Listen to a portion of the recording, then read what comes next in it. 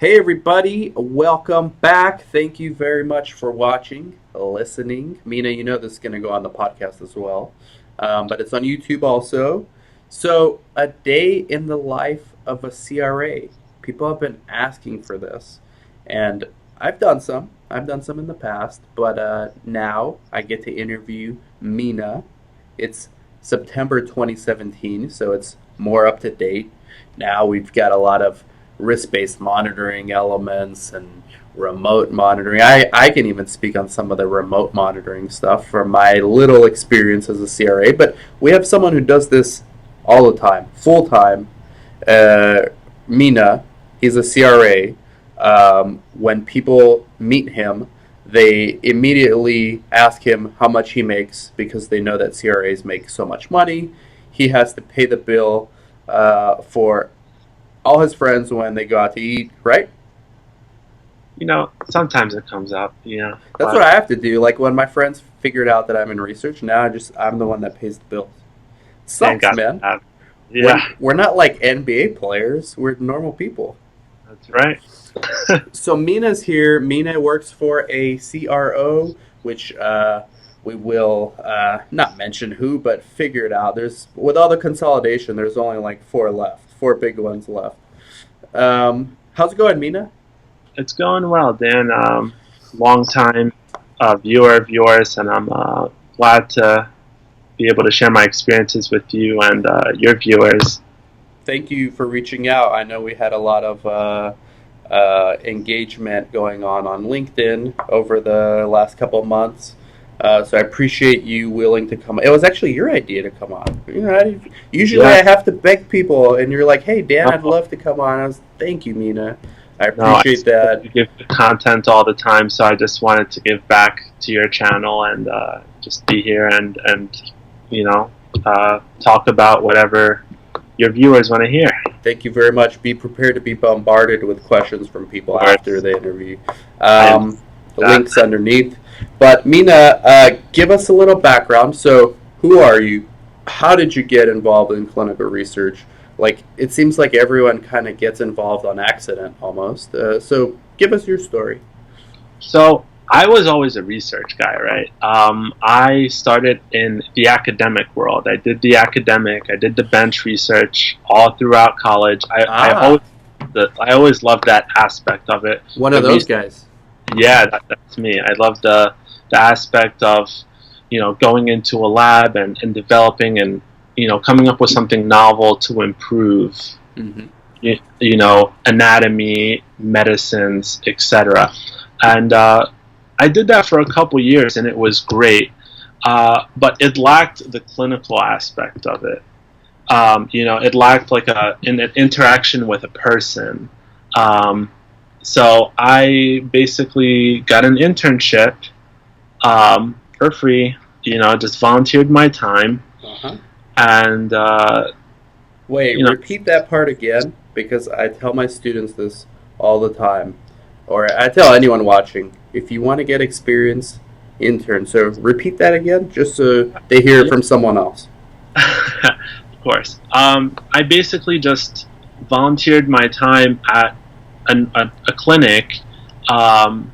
It was within a hospital, but it gave me exposure to what clinical research is. Prior to that, I knew what research is, right? I knew what academic research is, and I knew what medicine was. I just didn't know clinical research, right? So it's kind of bridging both worlds. And at that point, I was like, whoa, I kind of like this.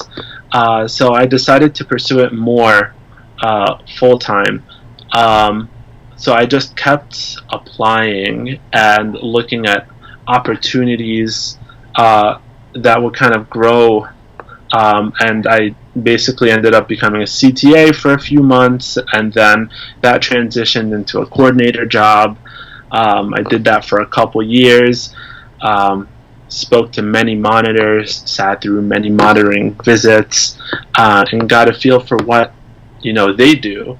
And I was like, I like this, So I'm actually based out of Philadelphia, and I ended up relocating to Maryland to get my first monitoring job, just because it's that hard to break into the field. So I couldn't turn down the opportunity.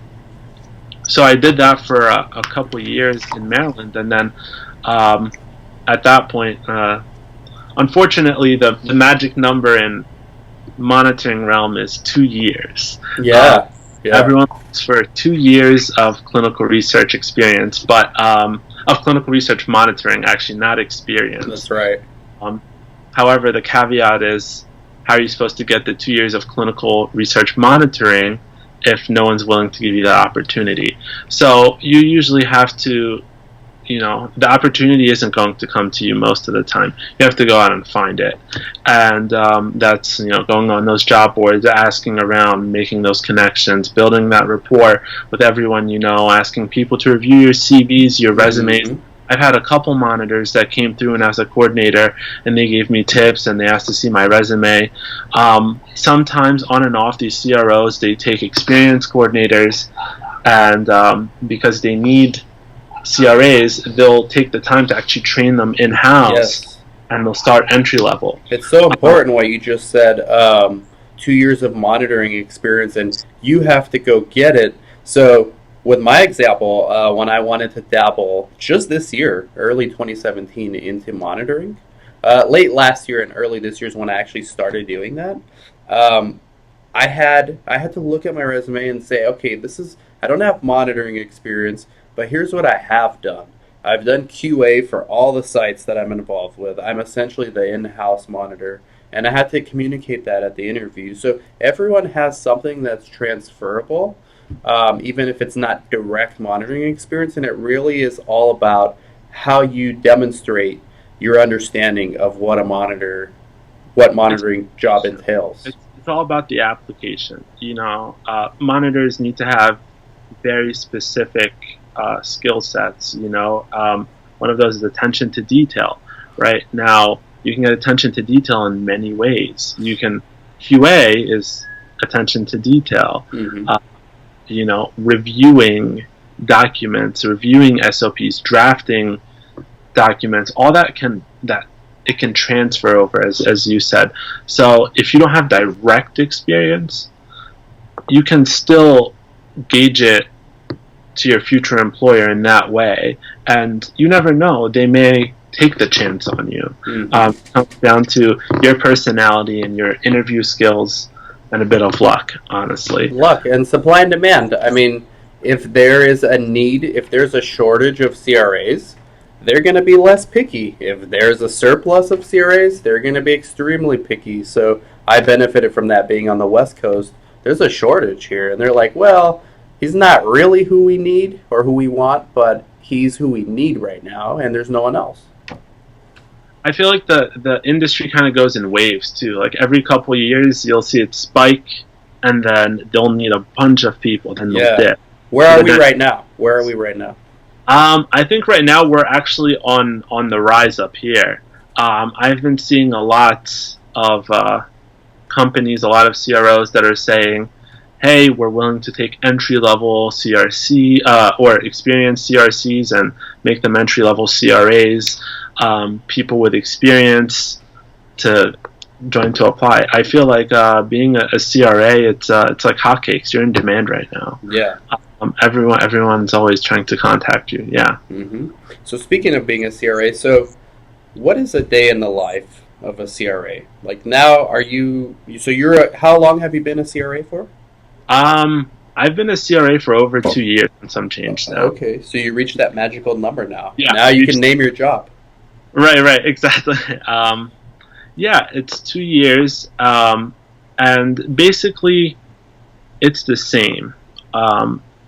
In every company you go to, the CRA usually has the same function. And that function is basically, one, you go on site and you source verified data, and basically assure adherence to the protocol and make sure that your subjects are safe. In a nutshell, that's what a CRA does. So break down because some people don't know, what is source data verification? Source data verification is basically where I look at the CRF which is the case report form, and the EDC, and their source documents wherever they originally wrote that data down. Contrary to popular belief, it's wherever the first time you write that data that becomes the source. If it's on a glove, that becomes your source. So you basically make sure that that information is aligned with what they're transcribed into the CRF, and then from the CRF to EDC, basically to make sure that all that information is correct, because at the end of the day, that information gets taken back and it gets locked and cleaned up and analyzed by statisticians, who then spit out the magical number for the boards to review, the FDA to review at the end. So maintaining that data integrity is huge in what we do, and verifying that data is... Yeah, because sites, I mean, at the end of the day, sites and CROs are paid to extract data. Like, that's the end product. That's the finalized product, and that's the CRA's job, is to make sure that that data is valid, following GCP. Data integrity is what they call it, right? Exactly. So basically, my day. So I would break it up into two separate parts. It's either I'm traveling or I'm not. So most of the time, it is traveling. So are you home? You're home based, right? I'm home based. So yeah, different. It's confusing. I've explained it before, but they want to hear it from someone else. In-house versus home-based, both use the word house, but two separate things. Correct. So I would say an in-house CRA is basically your CRA that is based in an office that's not their home, and their job is to support the traveling CRA. Okay. Yep. That's the way I would explain it. Is it's a when good you're way to explain it. CRA is your job is to support the traveling CRA while they're on site and at other locations. So because I am conducting a visit, doesn't mean that my other 15 sites don't need any assistance. They don't need any support. So that is where I can bring in my in-house person, whether it's they become the point of contact while I'm out of the office traveling. They can send documents to them. They can escalate things to them, and then they can, the in-house CRA can bring it to me, etc. Yeah. So how does that work? Because when my structure, I work for a very small CRO, and I go out to the site, but then my lead CRA is actually the in-house CRA, so I report to her. And when I'm not on site, she's doing all the SDV in between my site visits and handling all the issues. I just do work when I'm at site and then write my report. How does it work for a traditional CRO? Do they report to you, the in-house CRAs? No, so they're usually more of my counterparts. We work together. They absolutely do not report to me. Everyone reports into what we call a CTM, or a clinical trial manager. And they're project-based, and sometimes you have someone in-house to support you, sometimes you don't, depending on the size of the CRO, the budget, the allocations. It seems like in your scenario here, your in-house CRA is also playing a CRA function, and she's wearing multiple hats. Yes. That's good for her. Because if she got in as an in-house CRA, that on-site experience that she gets while you're not there, that's integral for moving into bigger CROs who have more of a traditional route. Gotcha. So in your case, everyone reports to the CTM, clinical trial manager. Is that the same as a project manager? No. That's different. So can you explain those two, like the differences? Yeah. So basically, your clinical trial manager is specific and runs the day-to-day operation of your project. The project manager does more of the budgets, the finances, that kind of interaction. So the CTM works with the CRAs, the in-house CRAs, and basically just moves the day-to-day operations. Ah, I would look at them as two distinct routes: yeah. management and then CTM. Interesting, because I've worked for two small CROs, and now I have my own startup CRO, so three technically, but we're just learning from everyone. In the smaller CROs, at least the ones I've been involved with, there is no CTM, and the project manager does what you mentioned that your project manager does, and what the CTM does. Right. So in the smaller ones, people tend to wear many, many more hats. They can, they'll do budgets, Mm. contracts, they'll do bid defenses, they'll do all that stuff. But in other times that's not the case. And then I'm leaving on a third person who's also very important, and that's your line manager or your clinical manager, who's basically runs your growth within the company and looks out for your well-being, because the CTM is very project-based. Yes. The line manager is more of like the manager that helps in your training and your development and in your growth throughout the company. Is that your lead CRA? No, they're Separate. Look how many different roles there are. Wow. There are like three managers that you would basically all report to in one way or another. Wow. Yeah. So that's not the lead CRA. The lead CRA could be anyone.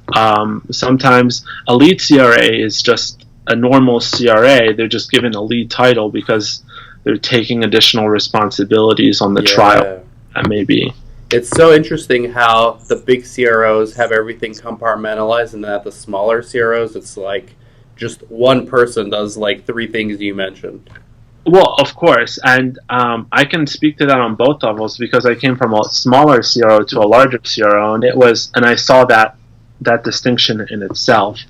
But I think the bigger CROs have more business, so they have business. You need specific individuals to do specific tasks. Otherwise, you overburn and you overwork that one individual if you had those things. Dude, the PM I worked for on my last project, hats off to him. Because he did the CTM, he was the line manager, he was the project manager. I don't know how he did it, and he was on 8 studies. I was just on 1. That's a lot. See, that's a lot of work. And he's not there anymore. So there you go. A lot of the CROs actually are looking to adjust the work-life balance, and they care a lot about your work-life balance. The bigger CROs do anyway. They do?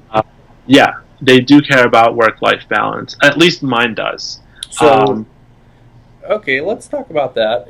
So that's good. I'm as someone who's building a CRO right now. We're doing all the work, like myself and Chris and a few other people. We're wearing all the hats, right? But as we get bigger projects like multi-sites, right now our biggest study has 3 sites, so it's pretty manageable. But once we get to like the 20s and the 30s, which at some point will come, I'm going to be very interested in retention, employee, and part of retention is work-life balance. That's a huge part. So you're telling me that the big CROs actually care about that stuff? Yeah. Well, I can't speak because I've heard of other CROs, not the one that I work at. I'm very fortunate at the CRO that I work for that they really do value that stuff. But I've heard from some of my colleagues at competitive CROs, at other competitive CROs, that they don't care for the work-life balance and they overburn and they overstress you. Maybe, and actually, it can actually go. Not even the CRO, it can be very project specific too, within the CRO. Different people make a big difference. Exactly, right. Who you report to can make a huge difference in a matter of things. I can attest to that. I've been very fortunate to have very great people that I report to. Yeah, I have so much more empathy now. Just my little stint with another CRO I worked for, I started out with a we got along very well. My line manager, my lead CRA, I reported to her. She figured out that I was a brand new CRA and she kind of helped me out. And then months later, I was transferred to another dude. It was complete opposite. And he was like, just sent back every report, like, you're missing a dash. Instead of him doing it himself, he would just send these things back and say, please correct, and just like little things like that. And at that moment, I understood why CRAs leave and why there's so much turnover. And I was like, I'm ready to leave right now. I mean, and I don't need the job. But so someone who needs it, they're going to be panicking at that point. They're like, how am I going to deal with this? I need to start looking elsewhere. No, absolutely. It really depends on the person. That's what it boils down to. Hmm. That's. But you've been lucky. You've been fortunate. I've been very fortunate. I count my blessings for that, and everyone I work with is understandable. That's not saying that some days, I won't have to put in extra hours and, travel a lot more and kind of go a little above and beyond. I always like to go above and beyond in everything that I do, but sometimes it's, even more than what I could handle, but it's just, putting in the longer hours, that extra week because there's a date slot coming up. You need to visit a couple more sites more than you're supposed to in order to make sure that their data is clean. Giving that extra push on occasion is absolutely necessary. But when it becomes routine day to day, that's how someone overburns and gets really tired. Are you a W-2 or a 1099? W-2. W-2, okay. Yeah. And have you ever considered 1099 or kind of going on a consultant basis, like a contractor? Yeah, because they get paid more. I mean, that's no secret. But it's less stable. Exactly. So again, that comes down to the individual. I have family members who do consulting work, not in the field, but it's and their checks are much higher, right? But benefits could be different because then you have to supply your own benefits. Right.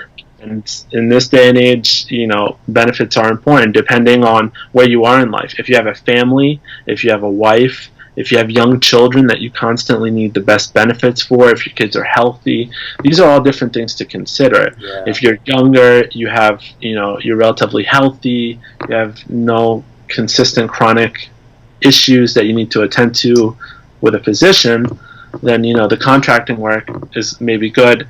You can get the bigger bucks up front.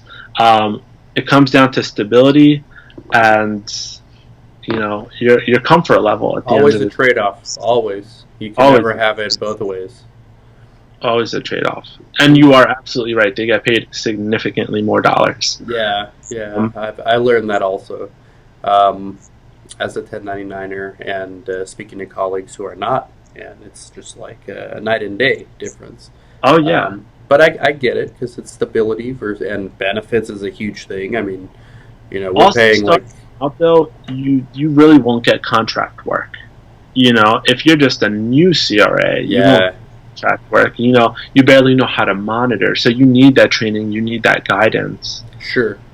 But as you become more developed, I would say a CRA who has 5+ years of monitoring experience can go in and seek that contracting work if they wish. But I know people who have been with CROs for 25 years and have no interest in being a 1099er at all. Me too. They prefer, letting the company handle the benefits, letting the company handle the taxes. They give the 401k, the benefits, all that stuff, medical, dental, all that, and the having to balance that on their own. But when you're a 1099er, you have to go out and you have to find those trials, you have to make those. Mm-hmm. Yeah, you got to do the biz dev as well. Exactly. So, back to the day-to-day life as we wrap up. Do you have to run soon? No, I'm good. Okay. Yeah. Good. I like this conversation. So, give people an idea of how often you're on the road in a typical month. In a typical month, really, really depends on where this trial is and in what area that it is. If we're just starting up, if all our sites are just starting up, it's going to be relatively slower because there's a training period, and then they need to find the patients and then recruit the patients and all that. If you're jumping in the middle of the study where everything's routine and you're just doing your interim monitoring visits, you're going to be way more busy. During study startup, it tends to be a little slower. So that kind of matters where you are as well. And how many studies do you have as a CRA? I have 2 studies. 2 studies, and how many sites? I would probably say around 20, which is average. Total, right? Or 20 per site? No, 20 total. 20 total, okay. So about 10 per study, okay.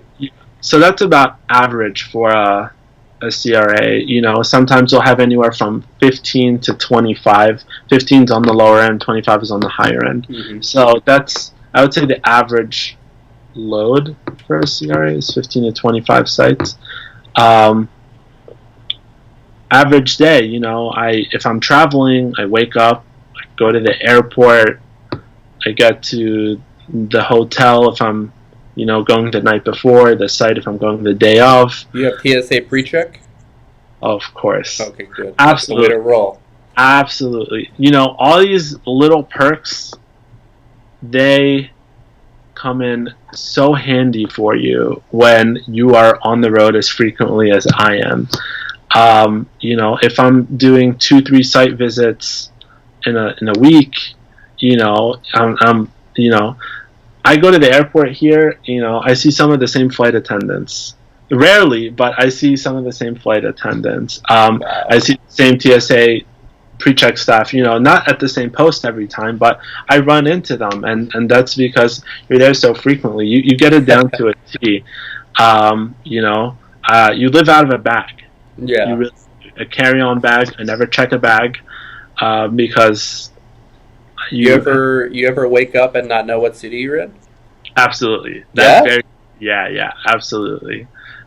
And I'm carrying sometimes a discussion with someone on the plane, and they're like, "Oh, where are you heading?" And because I came from somewhere, and I'm laying over somewhere, I have to think a little longer. They're like, "Oh, yeah, I'm going here." When you travel that frequently, you wake up, especially if you're going across time zones. Fortunately, I don't have to do that too often. But, like I'm in Philadelphia, I had to go out, to the West Coast, somewhere with high elevation. Killed me. Go a flight up stairs, winded. Absolutely. Wow. Because I'm not used to the higher elevation. Yeah. Do they try to keep you in your region? Like you're in Philly, so... Absolutely. Yeah. Absolutely. And from a business standpoint, biz development standpoint, that's very important because you don't want your CRA to charge all that time, traveling. You want to keep your CRA as close as possible to where their sites are so they don't have to... But if you're salaried, though, does it matter? If you're, on a salary, do they really care? Or I guess with overtime, right? Well, I mean, if you're salaried...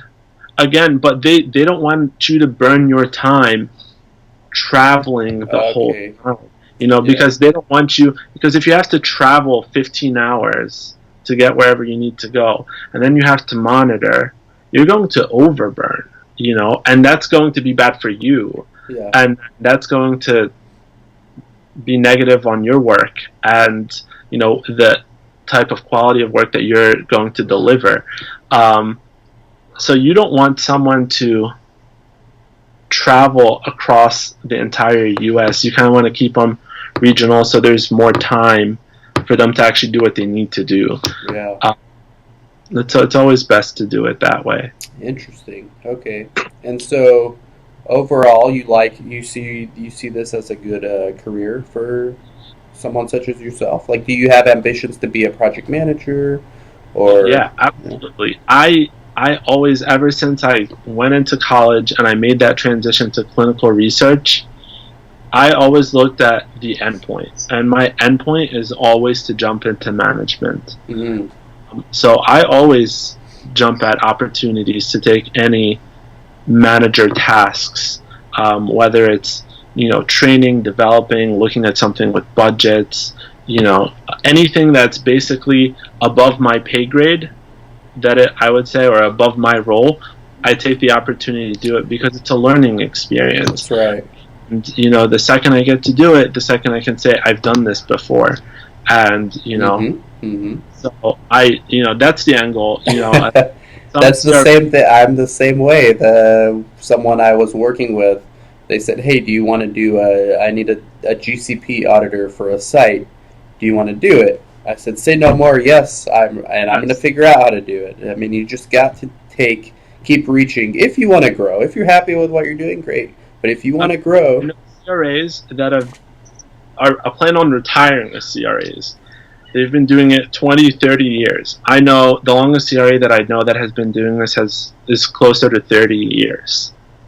Um, you know, I can I can probably do this for a while, but in terms of reaching my goals and my aspirations of where I want to go, and what I want to get to, I want to go into project management, and because I feel like my mind thinks like that. mm-hmm. My mind is, I can delegate, I can talk to different teams, cross functional units, and bring them in together. That's how my mind works. So Mm-hmm. at the end of the day, that's where I want to be. Someone may not want to do that, and just, very similar. I just met a recent mom at a conference that I went to, and she's okay with being an in-house CRA the whole time because she doesn't want to go on the road and travel. So the CRA world is not for everyone. There's a lot of traveling. There's a lot of time away from your family. It's quite isolated when you're traveling all the time. It's just you. You get Right. to the site, you do your thing, you leave, you go back to your hotel. So it's not for everyone. Um, but some people love it. I love what I do Mm-hmm. uh, because I have a passion for what I do. Like anything else, if you're in it for the paycheck, you're gonna hate it. Because like any other job, you know, every job comes with its bad points. Whether you're, a lawyer, a Yeah. physician, or a clinical researcher or an auditor, everything has its good and its bad. And Everything. Your dream job is going to have things you hate. exactly. Like So my doing these YouTube videos, there's things I hate. I mean, we're gonna go off here, and then you're gonna have to edit certain things, and yeah. that takes hours, whether you want to or not. At the end of the day, it's if you're doing it for the paycheck, you're gonna hate it. But if you really have a passion for this, and you really care to improve medicine and improve where we are going in industry and help people and help physicians, take care of their patients, you're going to love this because you get interaction with those staff members, and some of these staff members really genuinely care about these patients. You know, Mm-hmm. um, when those patients die, or when you see those patients improve in their health, that's very gratifying to me. When I'm sitting there and I'm reading the medical records, they experience this AE. Sometimes I feel bad, it takes a toll on you sometimes, if you're in oncology or these kind of terminal diseases. Yeah. It takes a toll because you feel like you develop connections with some of these patients, although you will never get to meet them. Right. But because you're tracking their history, that's something you get the privilege of doing. It becomes really gratifying in being able to go through this journey with them, and seeing them, come out on top at the end, whether their disease is improved or it's not getting worse, or hopefully getting the drug to market and they can keep taking it readily at the end of the trial. Mm. So it's about finding your passion in this field. And in clinical research, you don't have to be a CRA. There's so many different roles in the industry.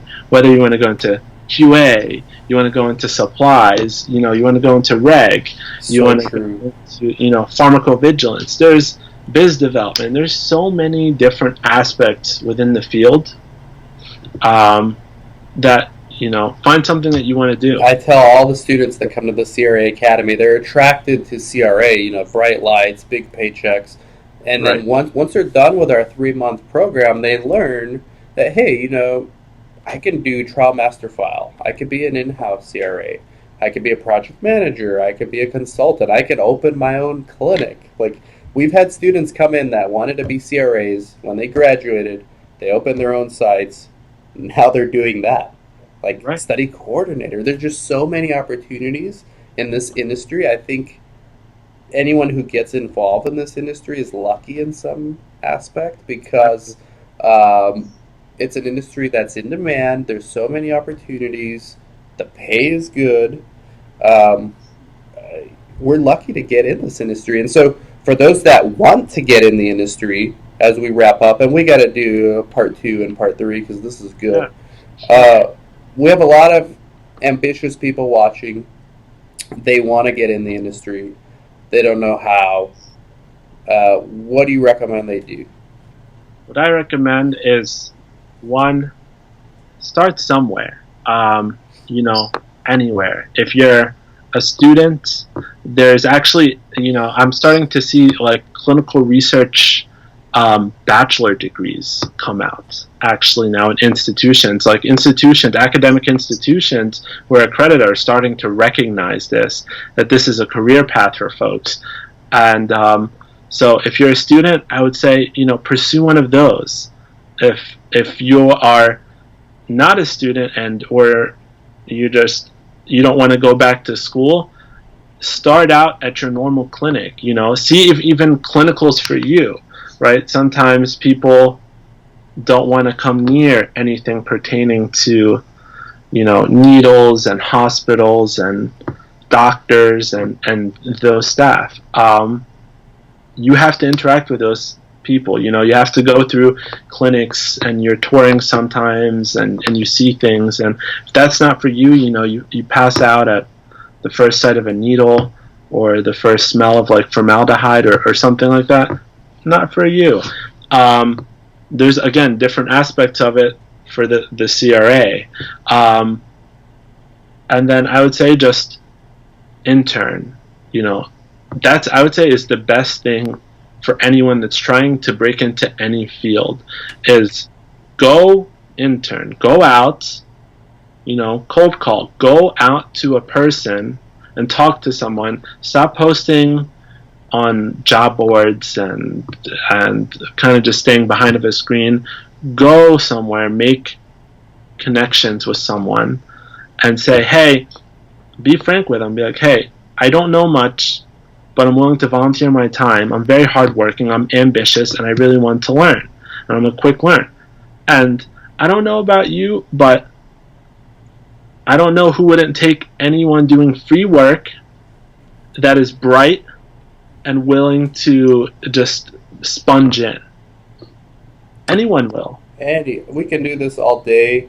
You exactly my sentiments on this. I actually take it a step further. If you go, the easiest way to get in at a site, and you can even start getting paid if you do it well. But here's the catch: you actually have to provide some value. So start. Every site needs help recruiting patients. Every site, whether it's mining their own database, going out in the community, doing lunch and learns, go in there. Tell them you're a patient recruiter, right? This is what studies do you need help with? I'm here. You don't need to pay me unless someone randomizes, and then we'll work something out. Here's what I want to get out of this. I want to build up my CV. If you like my work, I would like to assist somehow in the clinic for free. I don't know who's gonna say no. I would say yes to someone who did that right now. Like, literally come to my clinic now, say you're going to recruit patients. You're in.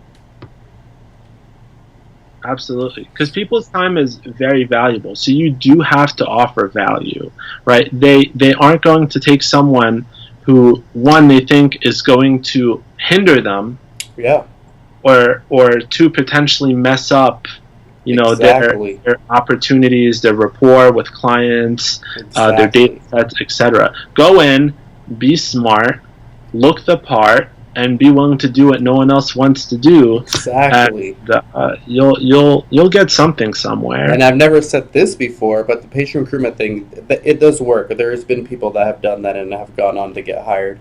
Another thing you can do, because it is 2017 going on 2018 now, go to the clinic. Hopefully you're a little tech savvy. If not, you got to figure something else out. But if you're tech savvy, Go in there, look at their website, say, hey, I'm going to redo your website for free. I'm going to manage your social media networks. Oh, you don't have a Facebook page? I'll create one. Oh, you don't have a YouTube channel? What do you mean? Okay, I'll create it. Don't worry. For free. I just want some experience on my resume, and be involved in your stuff.